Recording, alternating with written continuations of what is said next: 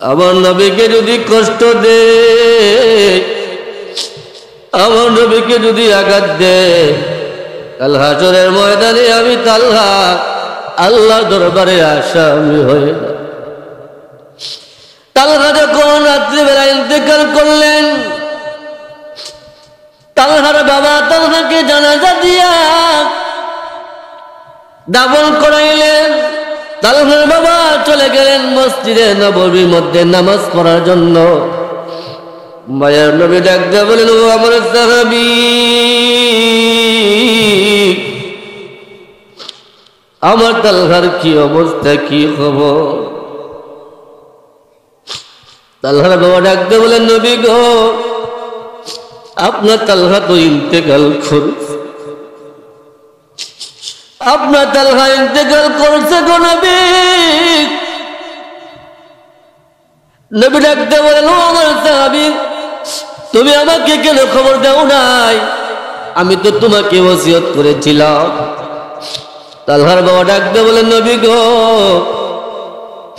আমার তালহা আমাকে একটা ওসিয়ত করেছিল, বলে যে তালহা যদি রাতে ইন্তেকাল করে গো নবী, আপনাকে খবর না দেওয়ার জন্য।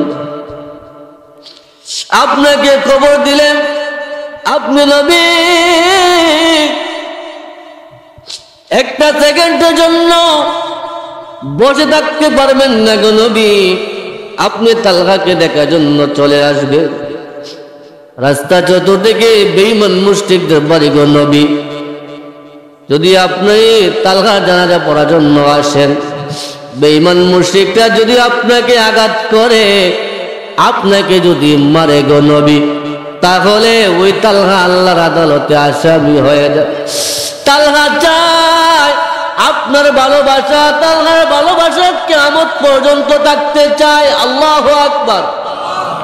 তালহা চায় কাল হাসরের ময়দানে আপনার ভালোবাসা, তালহার ভালোবাসা যেন সবচেয়ে উত্তম পবিত্র হয়। তালহা চায় না আপনি তালহার জন্য বেঈমানের কাছে মার খাবেন। তালহা চায় না মুশরিকরা আপনাকে মারুক গো নবী। মায়ের নবীজি কত কষ্ট করলেন, উম্মতের জন্য কষ্ট করলেন। একটা মুহূর্তের জন্য যেই নবী আরামে ঘুমায় না, একমাত্র উম্মতের জন্য। কি জন্য জাননি? ও আমার দক্ষিণ সাগরের বাবারা, একটু মহব্বত দিয়ে কথাগুলি শুনেন, ভালো করে কথাগুলি বুঝা যান। আপনি যখন নেক আমল করেন, তখন ওই নেক আমলটা মায়ার নবীর সামনে, মায়ার নবীর সামনে পেশ করা হয়। আল্লাহ নবীজি যখন উম্মতের আমল ভালো দেখেন, সঙ্গে সঙ্গে মায়ার নবী সেজদায় পড়ে যান। সেজদায় পড়িয়া আল্লাহর কাছে শুকরিয়া আদায় করেন। ডাক দিয়ে বলে, আল্লাহ, সাঙ্গরের আমার অমুক উম্মতটা তোমার ভালো ইবাদত করেছে, ভালো কাজ করেছে, মসজিদের মধ্যে কিছু টাকা দিয়েছে, একজন এতিমের মাথার মধ্যে হাত বুলাইছে গো আল্লাহ, ওই দক্ষিণ সাঙ্গর মাহফিলের মধ্যে কিছু টাকা দিয়েছে গো আল্লাহ, আমার উম্মতটা একটা ভালো কাজ করেছে। আমি নবীজি আমার উম্মতের জন্য তোমার কাছে কি শুকর আদায় করব না? আল্লাহ রাখতে বলতেছেন, আন-নাবিয়্যু আওলা বিল মুমিনিন, সবচেয়ে বড় নিয়ামত, সবচেয়ে বড় সম্পদ যিনি হলেন মায়ার নবী, দয়ার নবী, রাহমাতাল লিল আলামিন। আমার মায়ার নবী তোমার কাছে জানের চাইতে নিকটে, তোমার কাছে জানের চাইতে আর উত্তম। আপনি আমি দুনিয়ার মধ্যে যা কিছু করি না কেন, যা কিছু ইবাদত করি না কেন, যত সম্পদ, যত নিয়ামত আমাদের মধ্যে আসে না কেন, যদি আমরা রাসূলের প্রেম, ভালোবাসা, মুহাব্বত যদি অন্তরে পয়দা না করতে পারি, খোদার কি কসম, কিয়ামত পর্যন্ত সিজদা করতে পারবেন? আল্লাহ রাখতে বলেন, যে ইবাদতের মধ্যে আমার বন্ধুর মুহাব্বত নাই, প্রেম ভালোবাসা নাই, আমি আল্লাহর কাছে ওই ইবাদতের একটা মুহূর্তের জন্য যারা পরিমাণ কোনো মূল্য না। ইবাদত করবেন অল্প, ওই ইবাদতের মধ্যে যথেষ্ট পরিমাণ আল্লাহ নবীর প্রেম ভালোবাসা থাকতে হবে। যদি প্রেম ভালোবাসা থাকে, তাহলে সঙ্গে সঙ্গে আপনার ওই ইবাদতটা আল্লাহ কি করবেন? কবুল করবেন। আল্লাহ নবীর একজন সাহাবী হযরতে তালহা রাদিয়াল্লাহু তাআলা আনহু ওনার বাবার সঙ্গে প্রত্যেকদিন 5 ওয়াক্ত নামাজ পড়ার জন্য মসজিদে নববীর মধ্যে আসতেন। ওনার বাবার আঙ্গুলে ধরে ধরে মসজিদে নববীর মধ্যে আসতেন। হঠাৎ একদিন সবাই নামাজের পরে চলে গেল, আর তালহা ওই মসজিদের মধ্যে মায়া নবীর সামনে বসে আছে। মায়া নবী ডাকতে বলেন, তালহা সবাই চলে গেছে, তুমি কি যাবা না? তালহা ডাকতে বলেন, নবী গো, আমি তো আপনাকে আমার হৃদয় থেকে বেশি ভালোবাসি, আমার জানের থেকে বেশি ভালোবাসি। আল্লাহ রাসূল বলছেন, লা ইউমিনু আহাদুকুম হাত্তা আকুনা আহাব্বা ইলাইহি মিন ওয়ালিদিহি ওয়া ওয়ালাদিহি ওয়ান নাসি আজমাইন।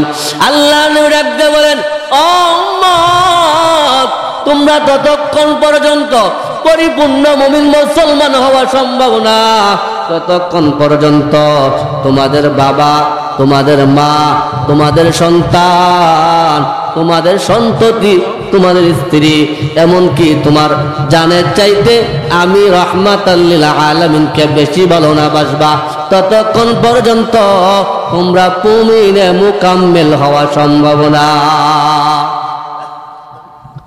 তালহা রাদিয়াল্লাহু তাআলা আনহু উনার বয়স মাত্র 7 বছর, তখন উনি এখনো বালেগ হয় নাই।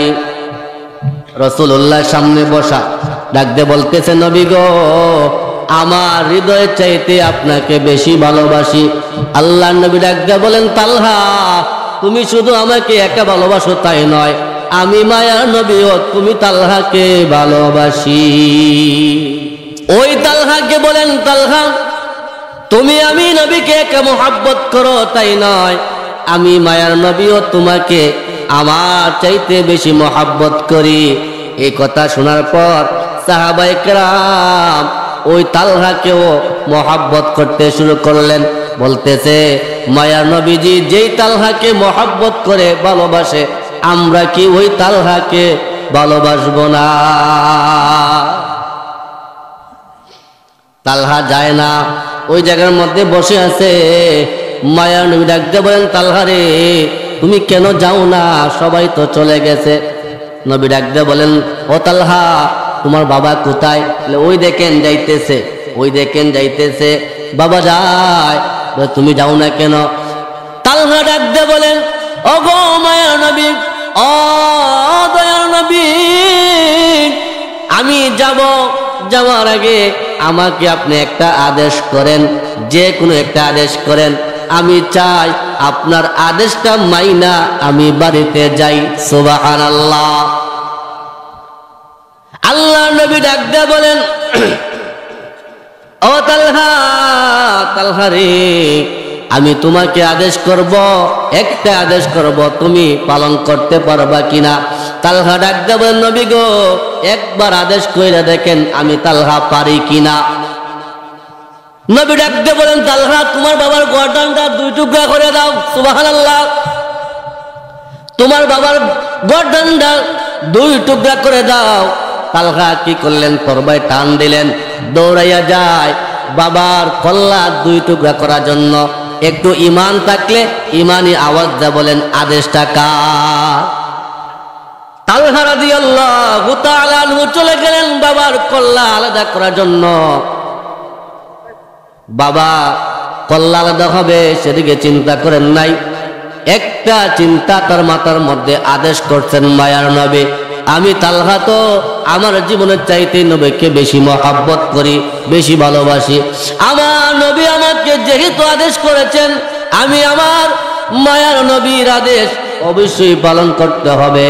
সেটা আমার বাবা হোক, আমার মা হোক, আত্মীয় স্বজন যাই হোক না কেন, আমার ঈমান যিনি, আমার জীবন যিনি, আমার জান যিনি, সব কিছু যার জন্য আমি কুরবান করতে চাই, ওই মায়ার নবী, দয়ার নবী আমাকে আদেশ করছেন আমি আমার বাবার গর্দানটা আলাদা করে দিব। মায়ার নবীর আদেশ পাইয়া হযরতে তালহা রাদিয়াল্লাহু তাআলা আনহু চলে গেলেন বাবার গর্দানটা আলাদা করার জন্য। যেমনি ভাবে বাবার গর্দানটা কেটে যাওয়ার জন্য কাছে গেছেন, কাছাকাছি যাওয়ার পর ওই পয়গম্বর আদেশ করার পর যখন চলে গেলেন, তালহা রাদিয়াল্লাহু তাআলা আনহু যখন তরবারিটা উপরে তুললেন, মায়া নবী ডাক দিয়ে বলেন, ও তালহা, তালহা রে, আমাকে আল্লাহ পাক দুনিয়ার মধ্যে পাঠাইছে বাবা সন্তানের মধ্যে ঝগড়া লাগানোর জন্য না, হিংসা নিন্দা বাড়ানোর জন্য না। আমার আল্লাহ আমাকে দুনিয়ার মধ্যে পাঠাইছে বাবা সন্তানের মধ্যে মহব্বত বাড়ানোর জন্য, ভালোবাসা বাড়ানোর জন্য।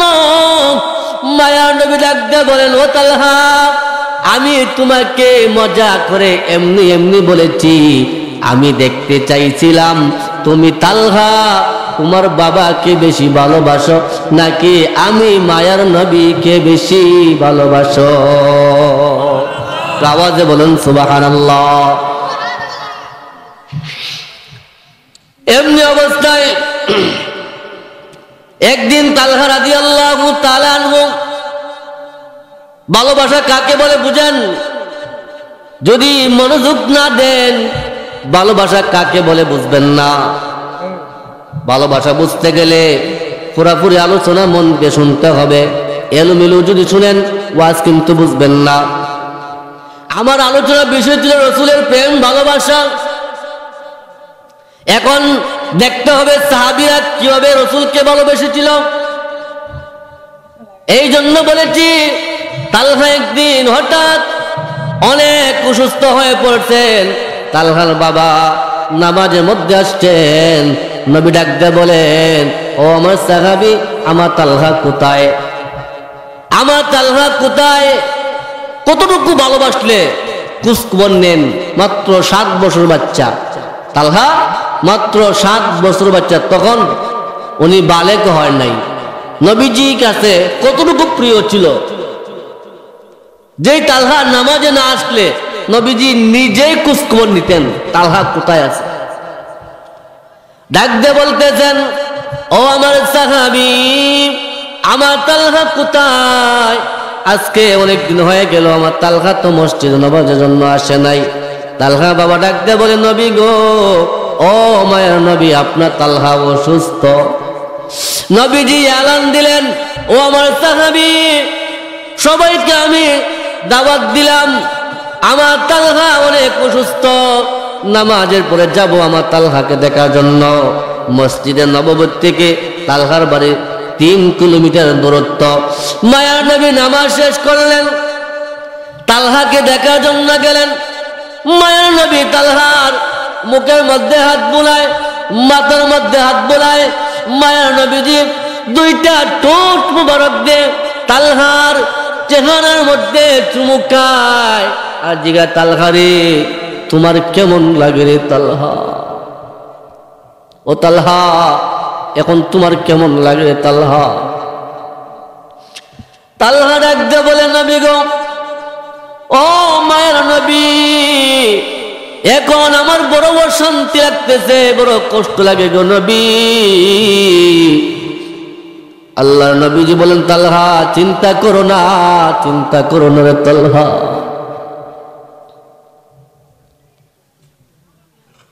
মায়ের নবী তালহার কাছ থেকে চলে গেলেন।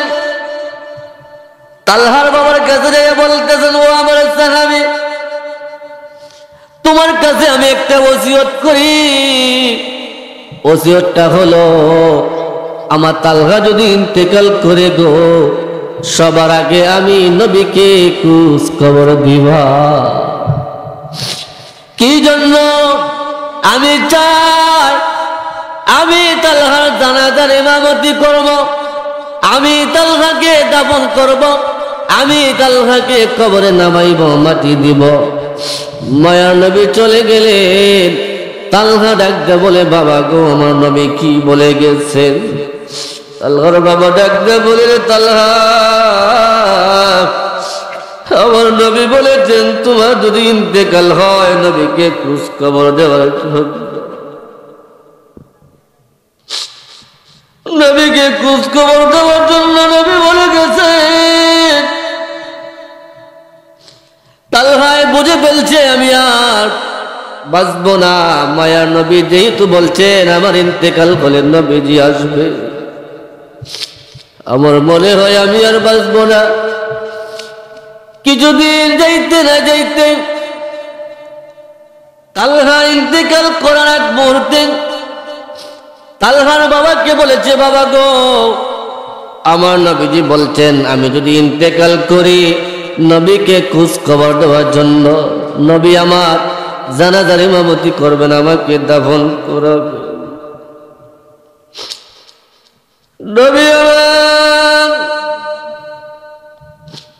জানাজার ইমামতি করবেন, দাফন করবেন। বাবা তোমার কাছে আমিও একটা ওসিয়ত করে যাই, যদি আমার ইন্তেকাল রাত্রে হয় আমার নবীকে খবর দিও না, যদি আমার ইন্তেকাল দিনে হয় রহমাতাল লিল আলামিনকে খবর দিও। তালহা বড় ডাক দিয়ে বলে, তালহা রাত্রে ইন্তেকাল করলে কেন খবর দিব না? তালহা ডাক দিয়ে বলে, বাবা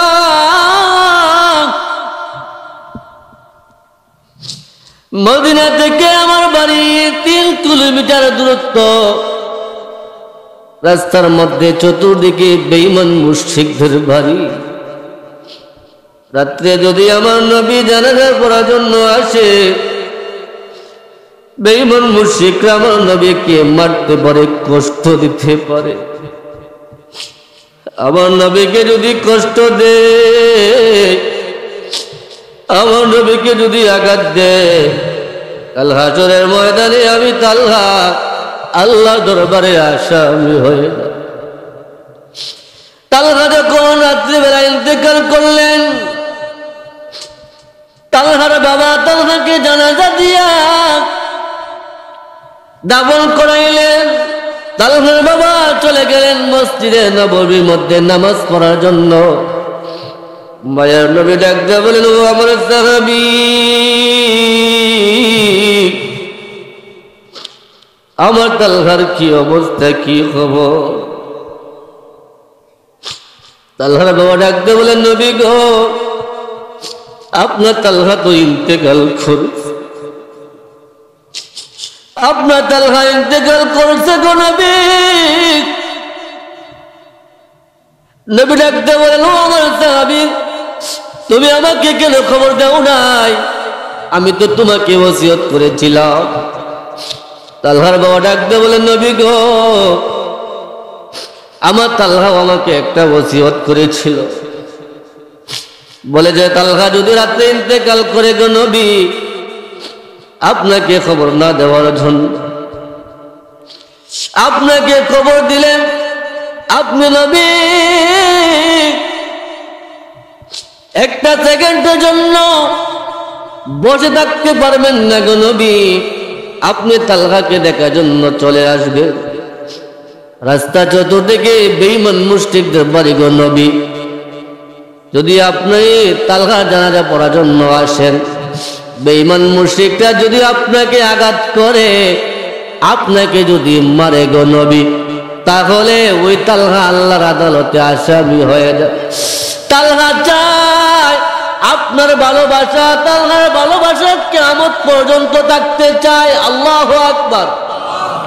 তালহা চায় কাল হাসরের ময়দানে আপনার ভালোবাসা, তালহার ভালোবাসা যেন সবচেয়ে উত্তম পবিত্র হয়। তালহা চায় না আপনি তালহার জন্য বেঈমানের কাছে মার খাবেন। তালহা চায় না মুশরিকরা আপনাকে মারুক গো নবী।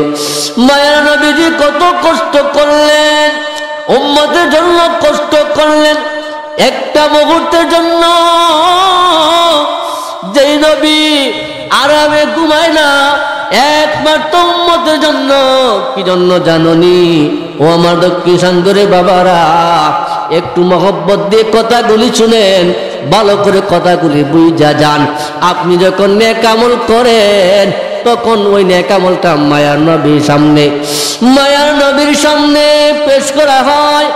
আল্লাহ নবীজি যখন উম্মতের আমল ভালো দেখেন সঙ্গে সঙ্গে মায়ার নবী সেজদায় পড়ে যান। সেজদায় পড়িয়া আল্লাহর কাছে শুকরিয়া আদায় করেন।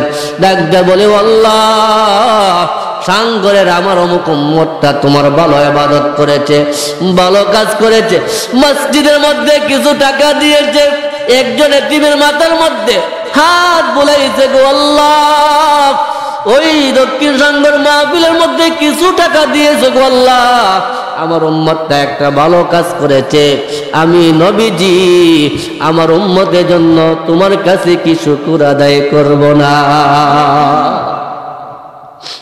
ঠিক ওইভাবে আপনি আমি যখন গুনাহ করি, অন্যায় করি, অপরাধ করি, ওই আমলটাও মায়ের নবীর সামনে পেশ করা হয়।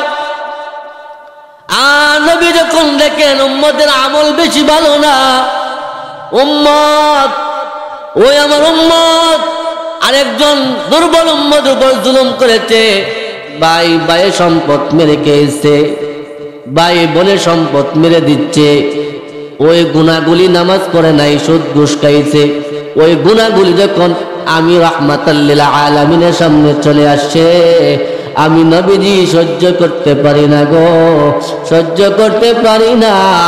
আমার নবী আপনার নবী সঙ্গে সঙ্গে সেজদায় পড়ে যান, আল্লাহর কাছে ডাকতে বলেন, আল্লাহ